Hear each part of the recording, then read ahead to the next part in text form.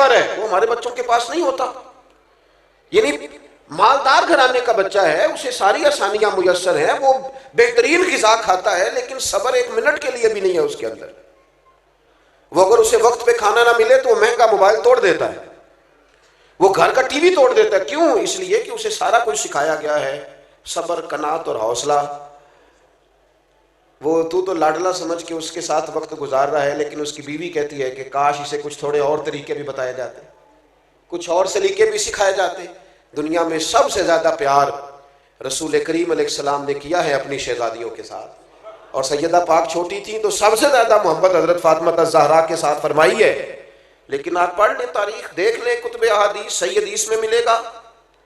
حضرت فاطمہ الزہرا رضی اللہ تعالیٰ عنہ نے جب آ کے عرض کیا یا رسول اللہ صلی اللہ تعالیٰ علیہ وسلم، یہ مقدس ہاتھوں پہ چھالے چکی پیس پیس کے پڑ گئے، اور اگر ایک کنیز مل جائے، غلام مل جائے تو کام کاج میں میرا ہاتھ بٹائے گا، اور آئی اس دروازے سے پر ہیں جس سے کبھی کوئی خالی گیا ہی نہیں.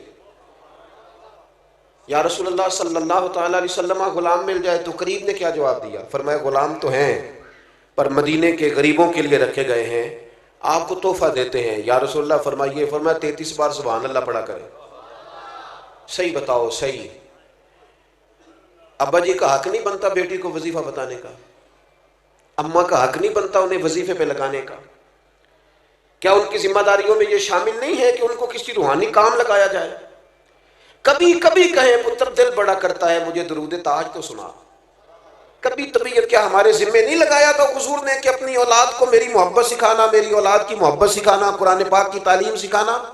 رسول کریم علیہ السلام نے کہا فاطمہ 33 بار سبحان اللہ پڑھا کریں، 33 بار الحمدللہ پڑھا کریں، 34 بار اللہ اکبر کہا کریں. جب بھی تسبیح ختم ہوگی اللہ غلام آزاد کرنے کا ثواب عطا کرے گا. روحانی تربیت، روحانی. اللہ کے محبوب علیہ السلام نے فرمایا کسی شخص نے اپنے اولاد کو سب سے بہترین تحفہ یہ دیا ہے کہ اسے اچھا ادب سکھا دیا، اس کے اخلاق میں، کردار میں حسن پیدا کر دیا. اس بچے کو ملنے کے بعد لوگوں کو محسوس ہوتا ہے کہ یہ شاہکار ہے کسی کی تربیت کا. عزیز دوستو، اپنے آپ کو بابرکت بافیض بنایا جائے، کام لیا جائے. ہمارے ہاں اگر کوئی شخص کام کرتا بھی ہے تو وہ زیادہ سے زیادہ، میں نا اپنے دوستوں سے اکثر کہتا ہوں، کئی دفعہ نا وہ کسی میڈیا کے پلیٹ فارم پہ دیکھ کے نا کوئی صاحب آ جاتے ہیں اور ان کو ان کے آنے پر شرمندگی ہوتی ہے. ایک شخص نے 14 گھنٹے کا سفر طے کیا اور بیچارہ بڑے شوق سے آیا ہے، بڑے درد سے آیا ہے. اور کئی لوگ انہوں نے کہیں کیمرے کے پیچھے دیکھا ہے لیکن اچانک ان کی نظر پڑی تو پھر شدت یوں ہے کہ ان کی آنکھوں میں آنسو بھی آ گئے. تو میں کہتا ہوں یار یہ مجھے کیا سمجھ کے آیا بھلا؟ اس کا خیال ہوا ہے کہ میں اسے حضور کے دین کی بات بتاؤں گا، اس کا خیال ہے کہ میں اسے کتاب و سنت سے جوڑوں گا. یہ کیا سمجھ کے آیا؟ کتنا بڑا اس نے مجھے درجہ دیا ہے. یہ سمجھتا ہے کہ میں حضور کے منبر اور مصلی والا آدمی ہوں. کتنی بڑی سوچ لے کے آیا ہے. اور پھر یہ میری بڑی چھوٹی حرکت نہیں کہ میں پہلے دیکھوں کہ اس کے ہاتھ میں شافر کتنے ہیں اور میں یہ جاتی دفعہ دیکھوں کہ یہ دے کے کیا جا رہا ہے. اس نے اسٹیٹس کیا دیا ہے، بٹھایا کہاں ہے، یعنی اس نے کیا سوچا ہے، اس کی کیفیت کیا ہے. اور یہاں حال یہ ہے، آتے تھے لوگ سیدنا عمر کو دیکھنے، دیکھتے تھے کسی کھجور کے درخت کے نیچے لیٹے ہوئے، دیکھتے تھے ان کی تہمت کئی جگہوں پہ پیبند لگے ہوئے. جب لوٹ کے جاتے تھے تو کہتے تھے عمر تو عدل کر کے سوتا ہے نا تو روڑوں کے بیچ بھی نیند آ جاتی. آپ کے کردار کی خوبصورتی، آپ جب تھوڑا اٹھ کر سوچتے ہیں کچھ چیزوں سے اوپر بڑھ کر، جب کوئی شخص آپ سے دین کی بات سن کے رو رہا ہوتا ہے نا تو وہ تو کہیں اور پہنچ جاتا ہے. لیکن اگر سٹیج کے پیچھے ہی بحث ہونے لگ جائے کہ میرا تو معاملہ کوئی زیادہ تھا آپ نے پورا کیا ہی نہیں، تو اس آدمی کا وہ جو اس نے ذہن کے اندر ایک ماڈل بنایا ہوتا ہے وہ زمیں بوز ہو جاتا ہے. وہ کہتا ہے یار حد ہو گئی، میں نے کیا سوچا تھا، یہاں بن کیا گیا. تو اپنے آپ کو جو لوگ، دیکھیے 2 چیزیں بڑی ضروری ہیں، میں نے باتیں زیادہ نہیں عرض کرنی. 2 چیزیں بڑی ضروری ہیں زندگی میں، ضرور ان کا خیال کریں. ایک تو زندگی کو با مقصد بنائیں. آپ کو پتہ ہے ڈپریشن اور ٹینشن کے زیادہ مریض امیر گھروں میں ہوتے ہیں، کیونکہ انہوں نے جس دولت کو ٹارگٹ کیا ہوتا ہے وہ اچیو ہو گئی، ان کے پاس آ گئی. جس منصب و عہدے کا وہ لالچ رکھتے ہیں وہ اب آ گیا. اب اس کے بعد زندگی زیادہ آرام دہ ہو جاتی ہے تو ٹینشن اور ڈپریشن کے مرض بڑھ جاتے ہیں. مقاصد زندگی میں بڑے پیدا کریں، بڑے. اور کچھ بڑا کام زندگی میں کرنے کا ارادہ کریں. دیکھیں اللہ کے رسول صلی اللہ تعالی علیہ وسلم نے فرمایا جس بندے نے درخت لگایا نا زمین پہ، جب تک کوئی چرندہ پرندہ یا انسان نفع اٹھائے گا نا، اللہ لگانے والے کو اجر عطا کرے گا. ہماری نا یہ سوچ کبھی نہیں بنتی کہ یار چلو میں نے اپنے گھر کے اندر اتنی محنت کی ہے، اور جو 1.25 کروڑ 1.5 کروڑ کا گھر بنایا اس کے باہر نا بالکل گلی میں پانی کھڑا ہوتا ہے. جس نے اتنا رقم وہاں خرچ کر لی ہے وہ اگر چند ہزار یہاں بھی لگا دیتا رفع عامہ کے لیے، آپ حضرت سے پوچھ لیجئے گا، لوگوں کو کھانا کھلانے کا بھی بڑا نفع ہے اور لوگوں کا رستہ کشادہ کرنے کا بھی بڑا نفع ہے. لوگوں کے لیے کسی قسم کا بھی ایصال ثواب ہم کرتے ہیں، ہمارے ہاں مروجہ طریقے کے مطابق کر دیا جاتا ہے، بڑا اچھا ہے، وہ بھی بڑا عمدہ ہے. لیکن جب حضرت سعد نے آ کے عرض کی تھی یا رسول اللہ صلی اللہ تعالی علیہ وسلم میری والدہ کا انتقال ہو گیا ہے اور اماں غلام آزاد کرنا چاہتی تھی، تو حضور میں اگر کسی کی گردن چھڑا دوں، غلام آزاد کرا دوں، گردن پس جاتا ہے وہ بندہ جس نے کسی کا قرضہ دینا ہوتا ہے. تو یہ معنی اس سے لے لے، اس روایت سے یہ والا معنی کر لے.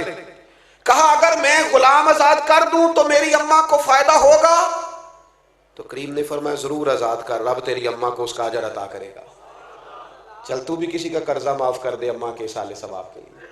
چل وہ جس کو تو نے ایڈوانس دے کے رکھا ہوا ہے نا ملازمت پہ اور تنخواہ بھی پوری نہیں دیتا اور بیچارہ جا بھی نہیں پاتا، چھوڑ دے اس کے پیسے ایڈوانس کے، اسے آزاد کر دے، اس کا ثواب بھی تیری والدہ کو جائے گا. تھوڑا سا نا زندگی میں کوئی کارنامہ، کوئی خدمت. میرے نبی پاک علیہ السلام نے فرمایا جس نے اللہ کی رضا کے لیے مسجد بنائی، اور پھر حضور نے اگلی بات بھی پوری کھول دی تاکہ کسی بندے کے ذہن میں اشکال نہ رہ جائے. فرمایا مسجد چھوٹی ہو یا بڑی ہو، جس نے رب کی رضا کے لیے مسجد بنائی اللہ اس کے لیے جنت میں گھر بنا دے گا. میں آپ سے عرض کروں کہ کوئی کام زندگی میں جو خیر کا ہم سے ممکن ہو سکے، کوئی کام، اور ایک خاص پہلو اس میں پیش نظر رکھنا بڑا ضروری ہو گیا ہے. مسلمان بڑے بافیض تھے، بڑے برکت والے تھے، اس جماعت سے لوگوں کو ہمیشہ نفع ہوا، دنیا نے فیض پایا امت مسلمہ سے. لیکن آج حالت یہ ہے کہ ایسی ہوا چلی ہے کہ ہر شخص سوچتا ہے تمام شہر جلے بس ایک میرا گھر نہ جلے. تھوڑا سا نا دوسروں کے، حضرت صاحب موجود ہیں یہاں ماشاءاللہ، ایک بڑی تعداد ہے علماء کی، بڑے ماشاءاللہ مناظرین موجود ہیں. مناظرین اپنے دلائل بھی پڑھتا ہے اور سامنے والے کے دلائل بھی دیکھتا ہے. علمی عقیدہ ٹھیک ہو تو رائے کا اختلاف بڑی جگہوں پہ ہوا ہے، لیکن ساری زندگی صرف میں کہہ چکا ہوں عقیدہ ٹھیک ہو تو رائے کا اختلاف امام اعظم امام شافعی کے درمیان بھی. کسی بندے سے نا اگر کبھی کوئی اختلاف ہمارا ہو بھی جائے تو وہ دلیل تک ہونا چاہیے، دلیل مل گئی تو اختلاف ختم. ہمارے ہاں اختلاف اب دلیل کی حد تک، رائے کے اختلاف کو، صرف رائے کے اختلاف کو لوگ بہت بڑا مسئلہ بنا لیتے ہیں اور آزمائش بن جاتی ہے بڑے لوگوں کے لیے. میں اب تو خیر کم جگہوں پہ جاتا ہوں، لیکن جہاں بھی جاتے ہیں نا جی، ابھی بھی 2 پرچیاں ہیں میری جیب میں، تو میں کئی دفعہ کہتا ہوں کہ میں پرچیوں والا مولوی نہیں ہوں، کسی مناظر کسی محقق کو دیجئے گا، لیکن ہر جگہ ہی پرچی جو باتیں طے ہیں نا بالکل 100% طے، ہمارے بزرگوں نے طے کر دی، ان پہ بھی لوگ چاہتے ہیں کہ کوئی نہ کوئی بات کی جائے، کوئی نہ کوئی نیا عنوان چھیڑا جائے، اختلاف رائے ہو جاتا ہے. جو بابرکت لوگ ہوتے ہیں وہ ساری زندگی کسی ایک پہلو پر ہی چیزوں کو طے کرتے نہیں گزارتے، وہ آگے بھی بڑھتے، وہ کچھ کام بھی کرتے. یہ کیا بات ہوگی کہ دیکھیں نا صحابہ کرام علیہم رضوان کے درمیان رائے کا اختلاف ہوا لیکن دلیل کی حد تک. حضرت عمر فاروق منبر پہ تشریف فرما ہے، کوئی حکم دینے لگے ہیں